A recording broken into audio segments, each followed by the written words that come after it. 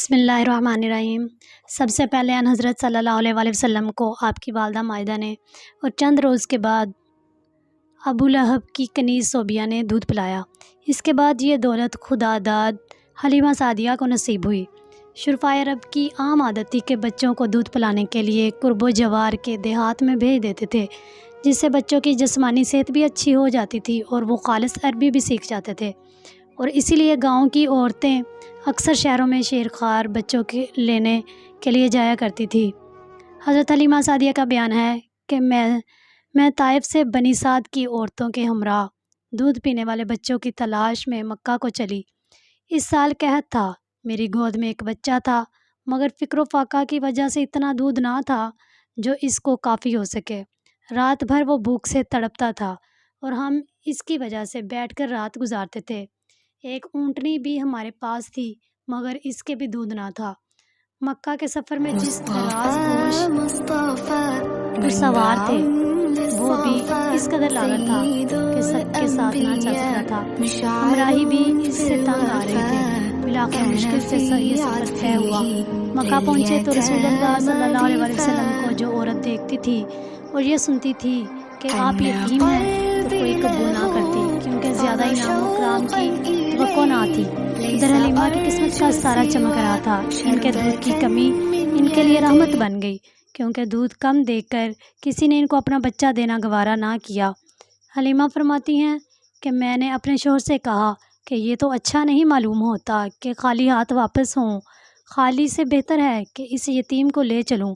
شوہر نے منظور کیا اور یہ اس درے یتیم کو لے آئیں، جس سے آمنہ اور حلیمہ کے گھر نہیں بلکہ مشرق و مغرب میں اجالا ہونے والا تھا۔ خدا کا فضل تھا کہ حلیمہ کی قسمت جاگی اور سرور کائنات صلی اللہ علیہ وآلہ وسلم ان کی گود میں آ گئے۔ فردن گار پر لا کر دودھ پلانے بیٹھی تو برکات کا ظہور شروع ہو گیا۔ اس قدر دودھ اترا کہ آپ نے بھی اور آپ کے رضائی بھائی نے بھی خوب سیر ہو کر پیا اور آرام سے سو گئے۔ ادھر اونٹنی کو دیکھا تو اس کے تھن دودھ سے لبریز تھے۔ میرے شوہر نے اس کا دودھ نکالا اور ہم سب نے سیر ہو کر پیا اور رات بھر آرام سے گزاری۔ مدتوں بعد یہ پہلی رات تھی کہ ہم اطمینان کے ساتھ نیند بھر کر سوئے۔ اب تو میرا شوہر بھی کہنے لگا کہ حلیمہ تم تو بڑا ہی مبارک بچہ لائی ہو۔ میں نے کہا کہ مجھے بھی یہی توقع ہے کہ یہ نہایت مبارک لڑکا ہے۔ اس کے بعد ہم مکہ سے روانہ ہوئے۔ میں آپ کو گود میں لے کر اسی دراز گوش پر سوار ہوئی، مگر اس مرتبہ خدا کی قدرت کا یہ تماشا دیکھتی ہوں کہ اب وہ اتنا تیز چلتا ہے کہ کسی کی سواری اس کی گرد کو نہیں پہنچتی۔ میری ہمراہی عورتیں تعجب سے کہنے لگی کہ یہ وہی ہے جس پر تم آئی تھی۔ الغرض ہم گھر پہنچے، وہاں سخت قحط پڑا ہوا تھا۔ تمام دودھ کے جانور دودھ سے خالی تھے، لیکن میرا گھر میں داخل ہونا تھا اور میری بکریوں کا دودھ سے بھرنا۔ اب روز میری بکریاں دودھ سے بھری آتی ہیں اور کسی کو ایک قطرہ بھی نہیں ملتا۔